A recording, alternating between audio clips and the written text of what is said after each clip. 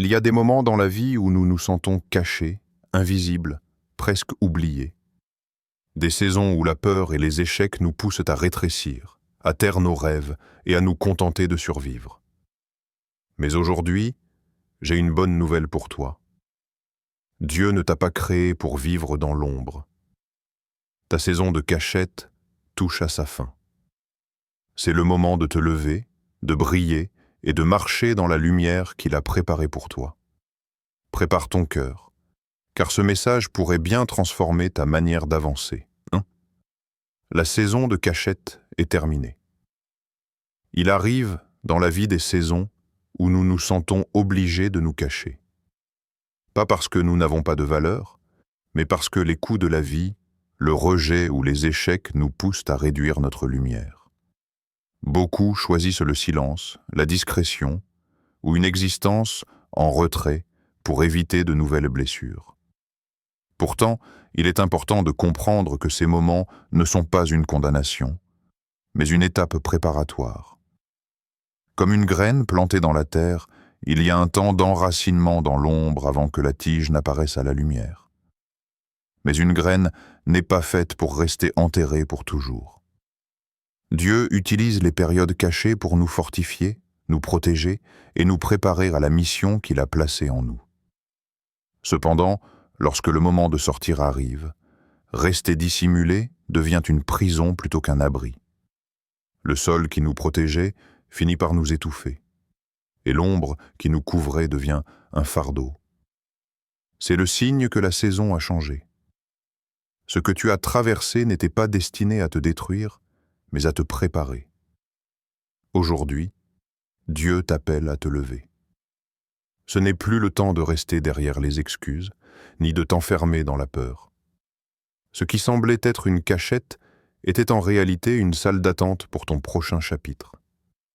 Le moment est venu de sortir de l'ombre et de marcher dans la lumière. 2. Ne pas attendre d'être prêt. Beaucoup pensent qu'ils avanceront quand ils seront prêts.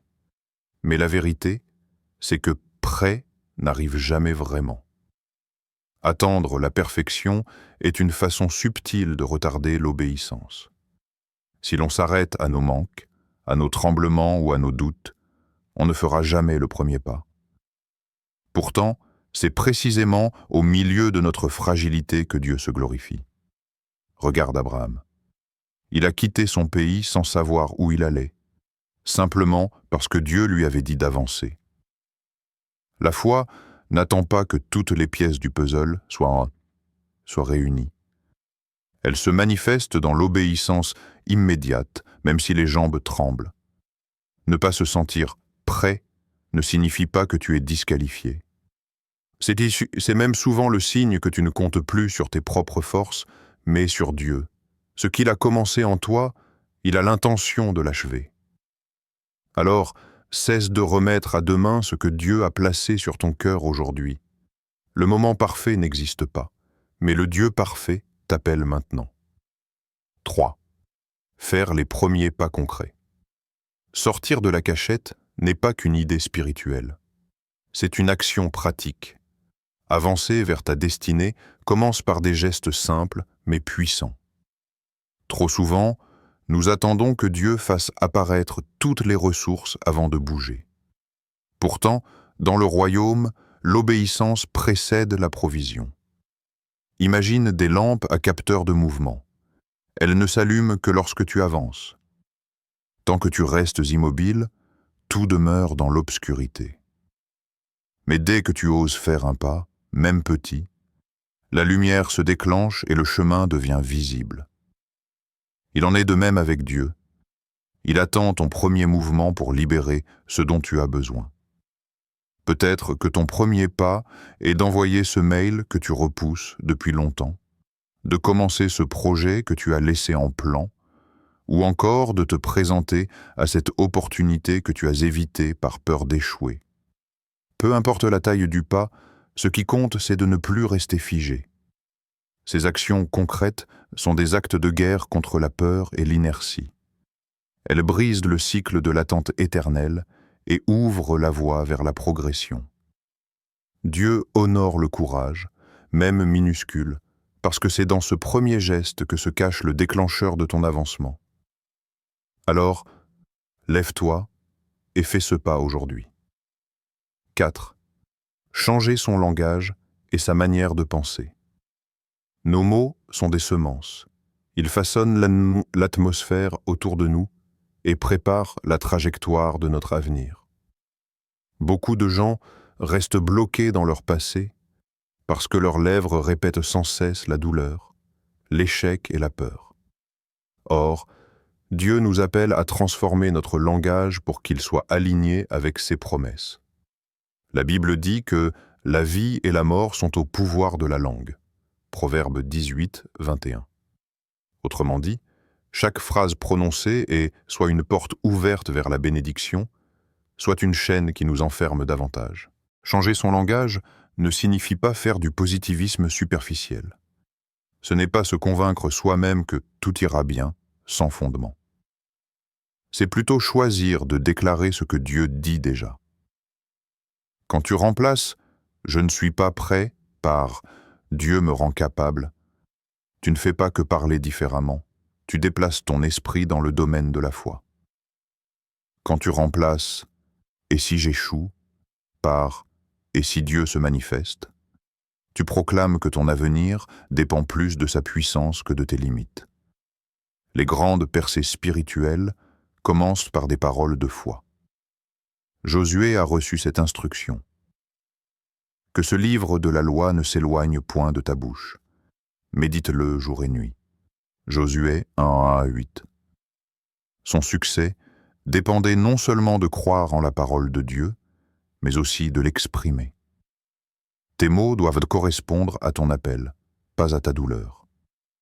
Alors, surveille ce que tu déclares sur toi-même.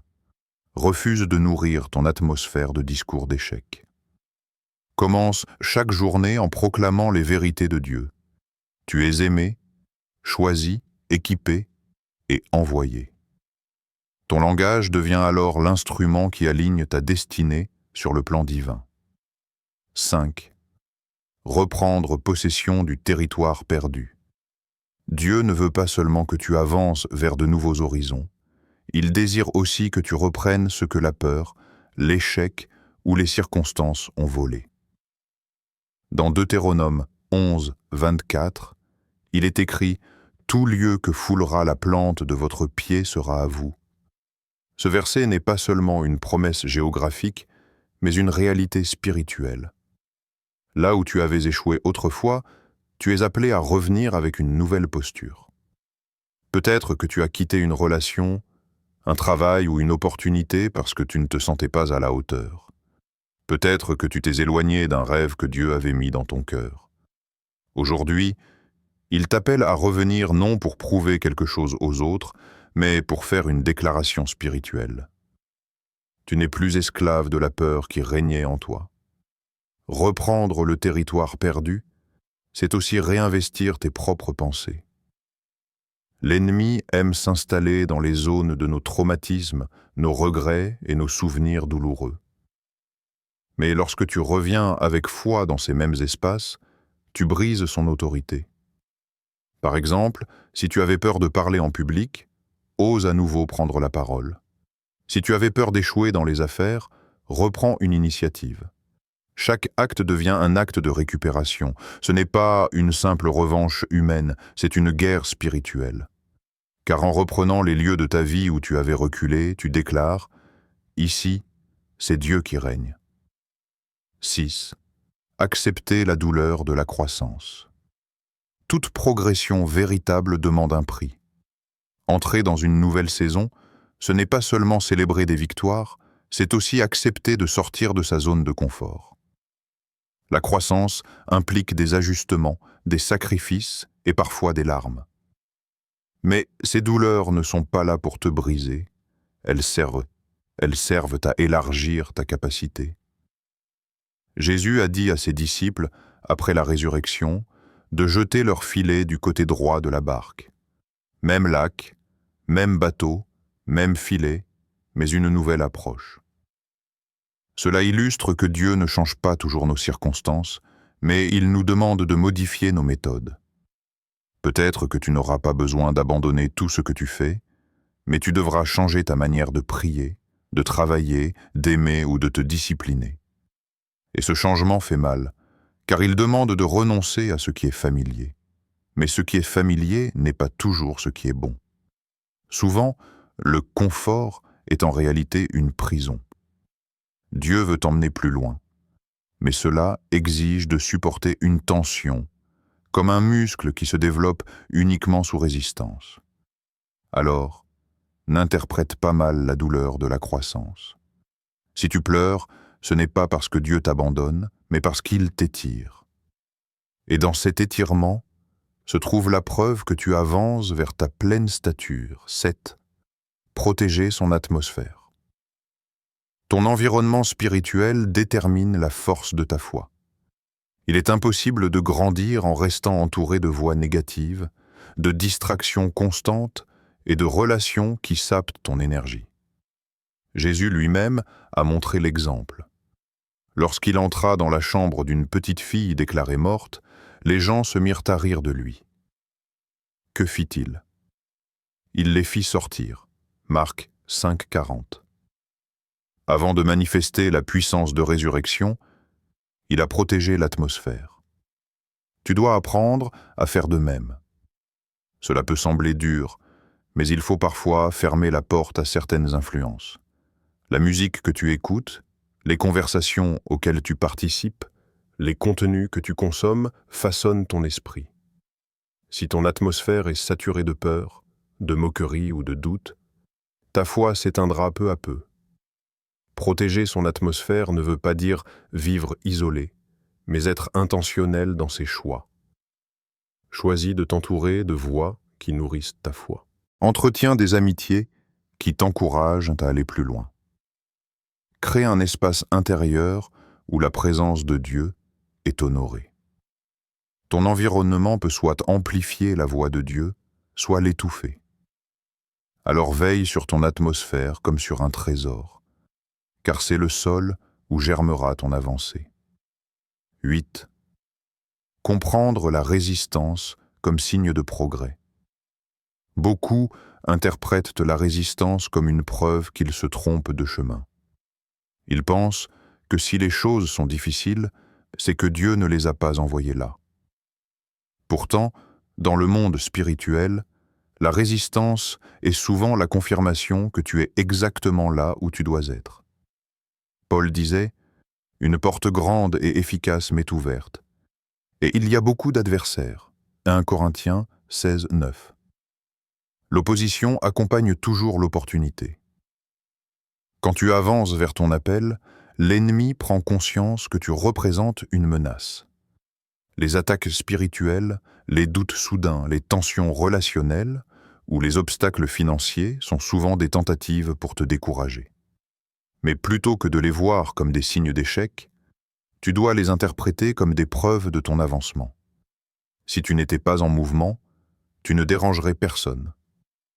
Cela ne signifie pas que tu dois rechercher la souffrance ou glorifier les difficultés.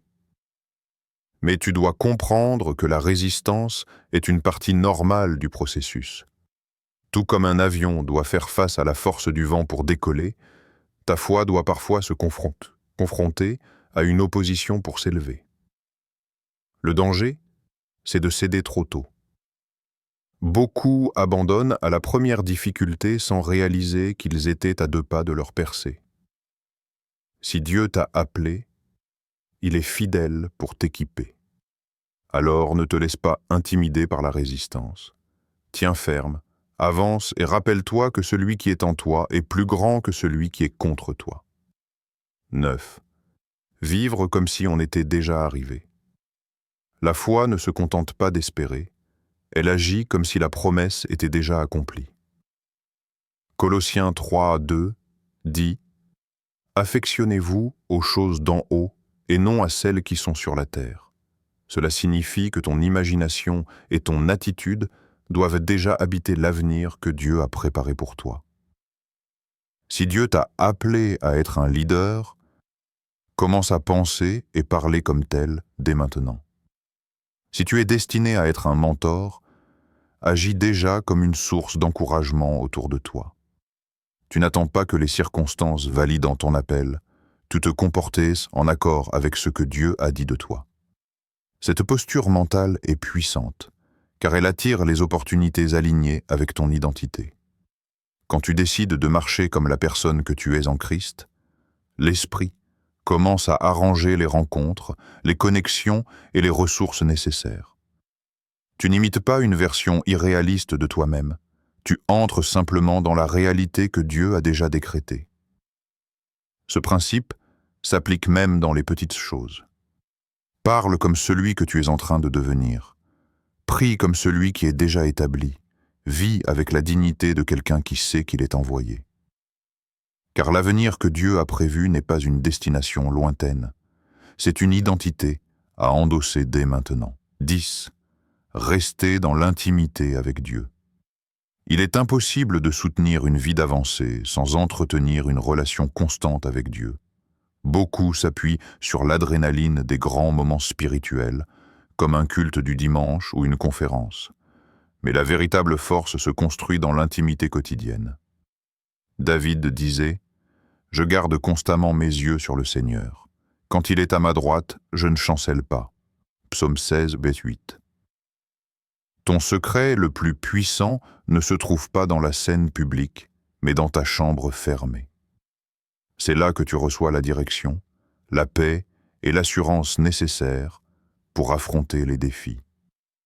L'intimité avec Dieu est comme l'oxygène. Sans elle, tu t'épuises vite, même si tu es motivé. Cela signifie que tu dois protéger ton temps de prière, de méditation et de silence devant Dieu.